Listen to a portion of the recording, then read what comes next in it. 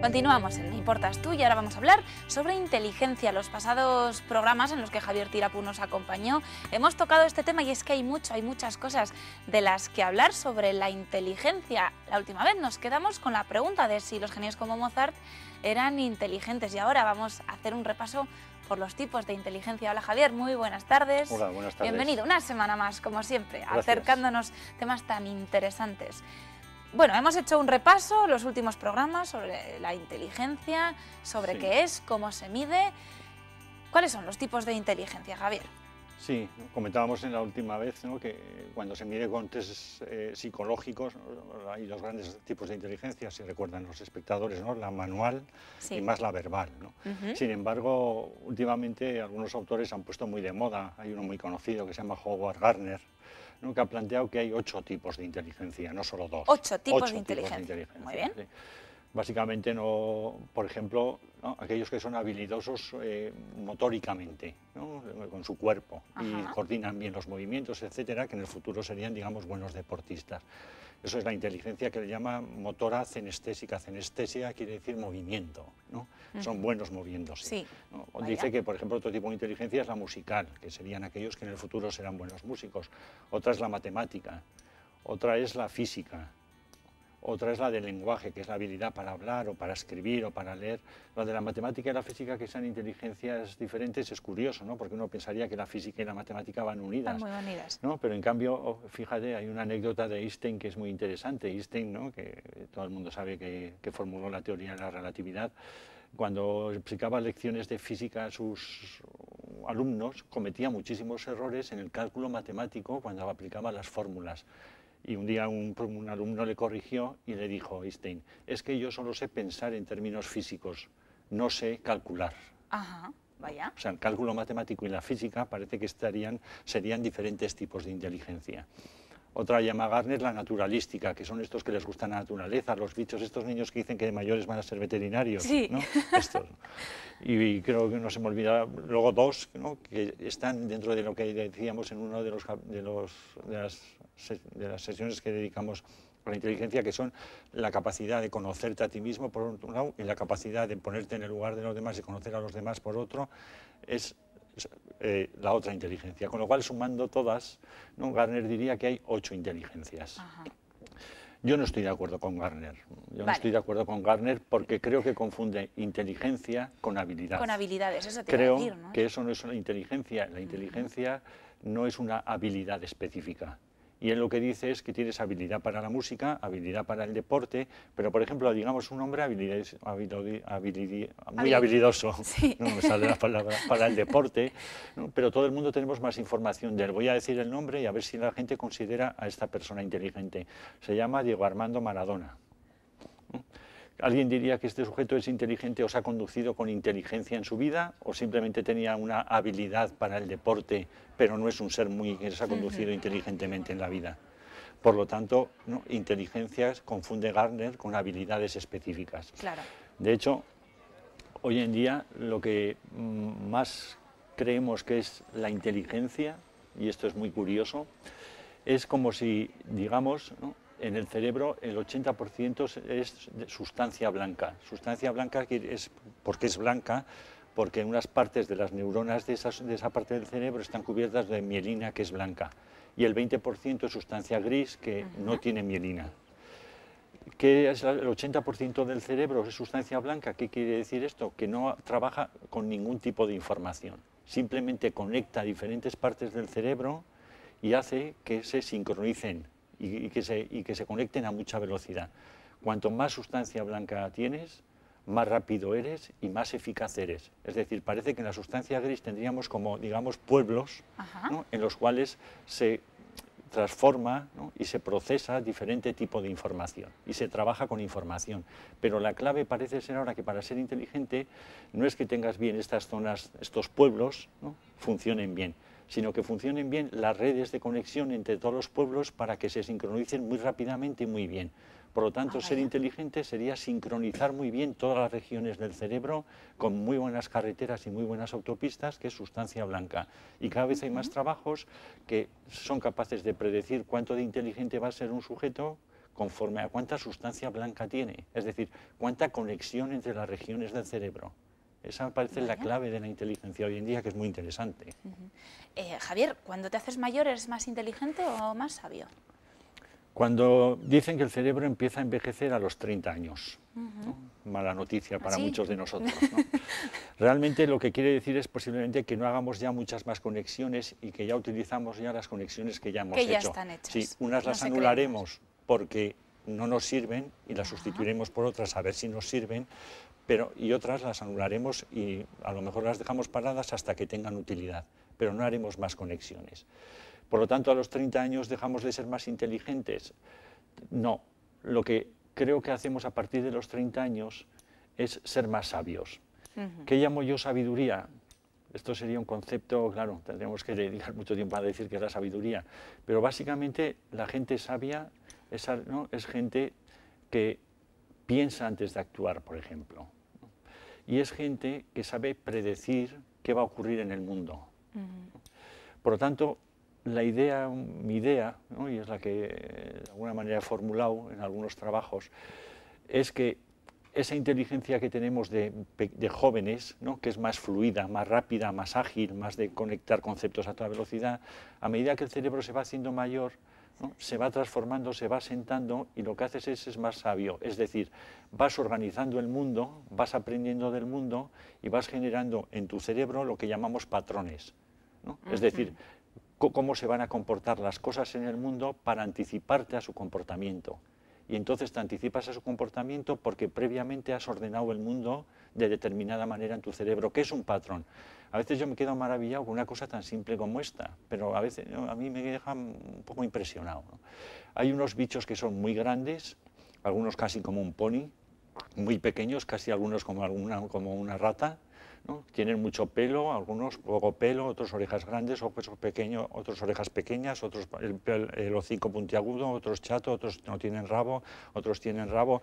¿Cómo sabe que tu cerebro, cómo sabe que todo eso corresponde a un gran patrón que se llama, todo eso se llaman perro, o forman la categoría perro? Es decir, el cerebro lo que ha hecho es decir, estos bichos determinados, aunque son tan diferentes, todos se llaman perro. Por lo tanto, ¿no? Cuando veas uno de ellos es un perro y sabe tu cerebro cómo se va a comportar ese animal conforme. Dentro de ese grupo tienes otro subgrupo más pequeñito dentro de los perros, que es para los Rottweiler y estos perros, ¿no? De razas peligrosas, que tu cerebro te dice, mira, dentro de la categoría perro, con este mejor no te montes en el ascensor por si acaso, ¿no? No vaya a ser que se ponga agresivo.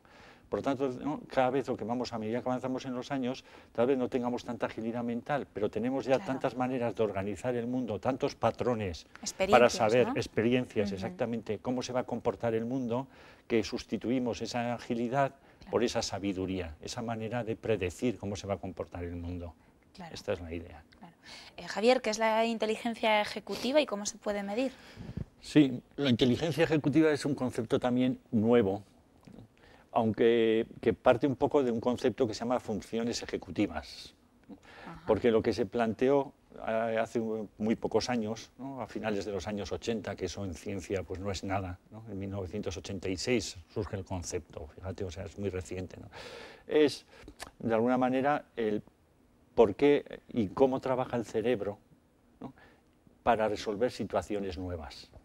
Y se plantean que esa es la base de la inteligencia, la capacidad para resolver situaciones nuevas. Y se encuentran con que cuando te miran el cerebro y haces todos los test clásicos que utilizaban los psicólogos y utilizan para medir la inteligencia, todos dejan fuera una región del cerebro que no se activa para hacer esos test, que se llama la corteza prefrontal, que está justo aquí detrás de la frente, por eso se llama prefrontal, esa zona del cerebro.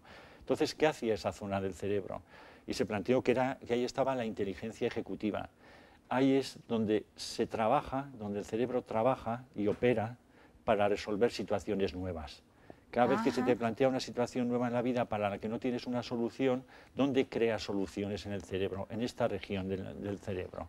Entonces sabemos que en esa región del cerebro tiene que trabajar de determinada manera y hacer ciertas operaciones para que tú puedas resolver esas situaciones nuevas. Por ejemplo, sabemos que en esta zona del cerebro registras, mantienes y manipulas información que yo te doy. Si tú me planteas una cuestión, yo la mantengo ahí, la registro y la empiezo a manipular para saber si puedo buscar una solución. Sé que cuando estoy intentando buscar una solución, otra cuestión importante es, hay interferencias, ¿no? Cosas que vienen y me molestan, ruidos, alguien que me habla, etcétera. Eso tengo que quitarlo, tengo que inhibir esas interferencias, quitarlas del medio. Sabemos que esta región del cerebro inhibe las interferencias. Es decir, sabemos que en esta región del cerebro, cuando tienes que tomar una decisión, ¿no? Y se te tienen que ocurrir diferentes soluciones, donde se trabaja el cerebro para que se te ocurran diferentes soluciones, es esta parte del cerebro, para generar hipótesis para solucionar el problema. Claro. Y al final tienes que tomar una decisión. Sabemos también que en esta parte del cerebro tomas decisiones. Por lo tanto, esta inteligencia ejecutiva, que es una inteligencia ágil, ¿no? De resolver situaciones nuevas, de ir por la vida de manera fluida, moviéndote y resolviendo lo que te plantean, ¿no? Sí. Las cosas en la vida, ¿no? Y las situaciones en la vida, depende de esta región del cerebro y de esta inteligencia que ahora se llama inteligencia ejecutiva. O funciones ejecutivas. Madre mía, cuántas cosas. Javier, también es importante la intuición, la fuerza de voluntad y el saber tomar decisiones. Sí, el problema es definir todo esto, como casi siempre, ¿no? Creo que es muy interesante lo de la fuerza de voluntad, porque la fuerza de voluntad, si nos fijamos, es algo que nuestros padres y muchas generaciones han creído que nos vienen dado casi por los dioses, ¿no? O por Dios, o por, ¿no? Alguien nacía con fuerza de voluntad y ese iba a ser buen estudiante, y alguien no tenía fuerza de voluntad y iba a ser toda su vida un vago, ¿no? Pero realmente, ¿qué es la fuerza de voluntad? Y entonces sabemos que la fuerza de voluntad está muy ligada a eso que me has preguntado, a la toma de decisiones. Y además podemos medir ahora incluso cuánta fuerza de voluntad tiene alguien, curiosamente, ¿no? Sí. Hay un test que pasamos nosotros a los pacientes, que nos lo pasó el premio Príncipe de Asturias, que es un famosísimo neurólogo americano, ¿no? Antonio Damasio, ¿no? Este nos pasó un test que le pedimos, ¿no? Y le pasamos a los pacientes y son 4 barajas, ¿no? 4 montones de barajas. Sí. Entonces el paciente o el sujeto al que le ponemos el test tiene que ir levantando cartas de cada baraja. Y siempre, como en un casino, cada vez que levanta una carta gana dinero. Pero en algunas cartas la banca te quita dinero. Entonces ellos no saben, ¿no? Pero nosotros sabemos que si levantan de los montones 1 y 2, hay 4 montones, ganan mucho dinero, pero si pierden, pierden muchísimo dinero. Y en las barajas, en los montones 3 y 4, ganas menos dinero, pero si pierdes, pierdes mucho menos. Entonces sabemos que los sujetos que saben tomar decisiones en la vida, curiosamente, a partir del movimiento 30 más o menos, van a levantar 100 cartas. Ellos no saben nada de todo lo que te estoy contando. Sí. Pero ellos van a levantar 100 y a partir del movimiento 30 empiezan a jugar con las barajas 3 y 4. Y les preguntas, ¿por qué juegas con las barajas 3 y 4? No sé, me parece que me va mejor, pero no sabría decirte por qué. Y en cambio, los sujetos que no saben tomar decisiones, ¿no? Juegan todo el rato con las barajas 1 y 2 y pierden muchísimo dinero, se arruinan, piden dinero prestado a la banca del ordenador, que es la banca les presta dinero, siguen jugando, pierden otra vez dinero. Es decir, ellos se dejan guiar, ¿no? Por las consecuencias inmediatas de ganar mucho dinero, sin darse cuenta que a largo plazo pierden dinero. Los otros, en cambio, a corto plazo ganan poco dinero, pero a largo plazo ven que eso es rentable. Esto no es la fuerza de voluntad, es decir, no hacer algo ahora para recoger los frutos en el futuro. Decimos que alguien tiene fuerza de voluntad cuando hoy, con un día tan maravilloso como el que hace, se queda en casa estudiando posiciones o los exámenes de septiembre en vez de irse a la piscina con las amigas, ¿no? Ahora bien, ¿por qué hace esto? Porque se imagina el aprobar los exámenes en septiembre y se imagina estar en la piscina. Y hay algo que es muy importante en esta cuestión, que no son el razonamiento de ir a la piscina o el razonamiento de quedarte a estudiar los que toman la decisión, sino una emoción unida a cada uno de estos razonamientos. Es decir, tú razonas y piensas las consecuencias de lo bien que vas a estar en la piscina y sientes una emoción. Y piensas el futuro que te va a venir si apruebas los exámenes y sientes otra emoción. La emoción más fuerte es la que se llevará el gato al agua y te hará quedarte estudiando o ir a la piscina. La satisfacción de conseguir una opción. Eso es, perdón. Pues la toma de decisiones se basa en cómo cada razonamiento se une a una emoción.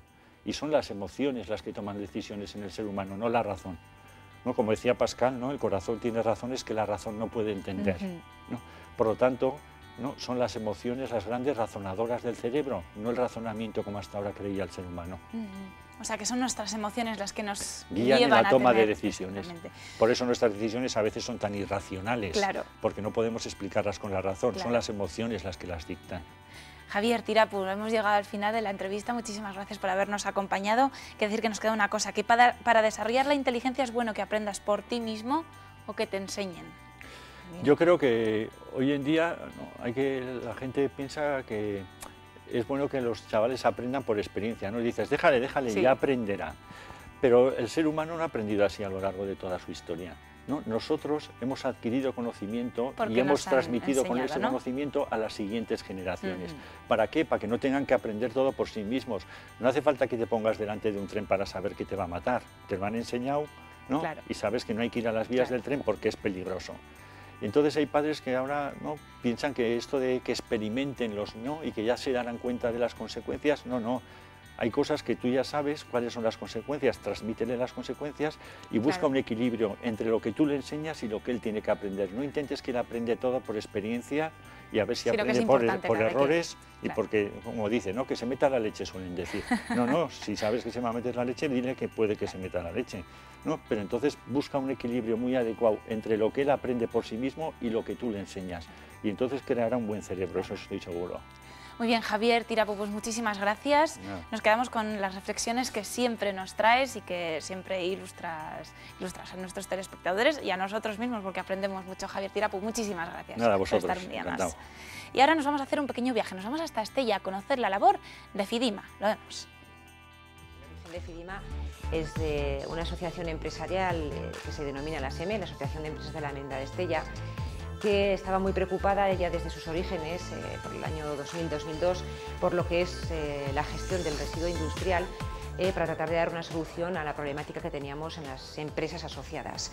A raíz de esas inquietudes se desarrollaron múltiples iniciativas dentro de la propia asociación y como fue, por ejemplo, el facilitar una gestión mancomunada de residuos a las pequeñas empresas y otras actuaciones, entre ellas el potenciar el nacimiento de este centro de investigación, porque lo que se detectó es que no hay en España ningún centro que se dedique de manera exclusiva a trabajar el área medioambiental.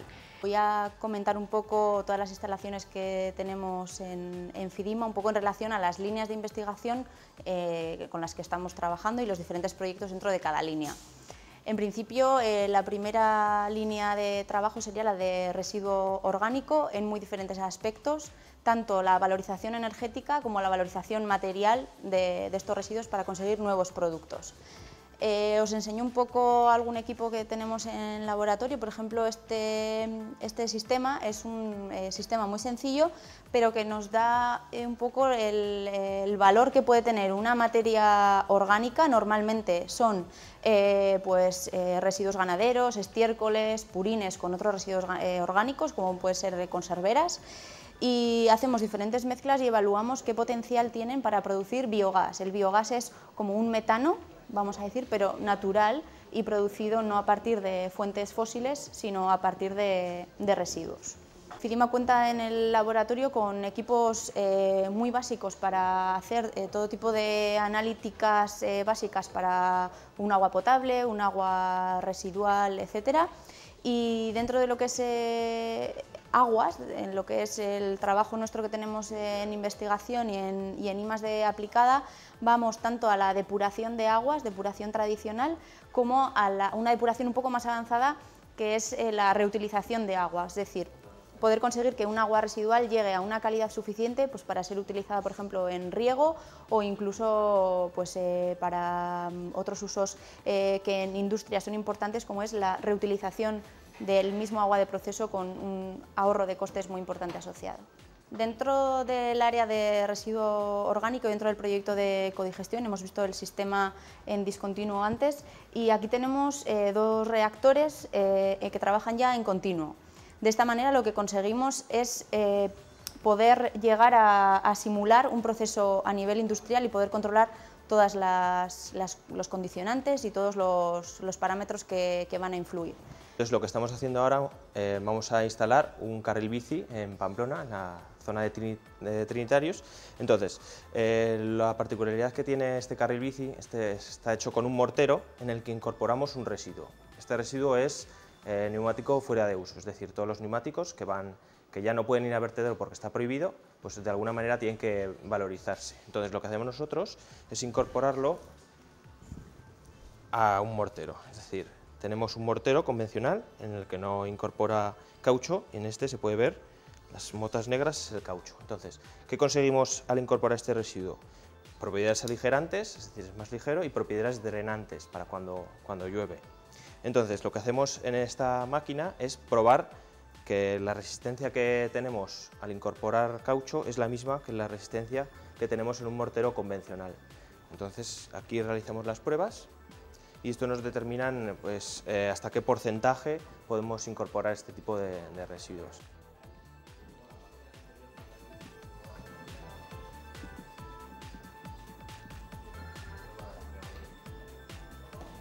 Me Importas Tú estamos muy pendientes también de la actualidad de las noticias más importantes. Nuestra compañera Ainhoa Hernández ya se encuentra en el plató de informativos de esta casa para hacernos un avance. Hola Ainhoa, muy buenas tardes.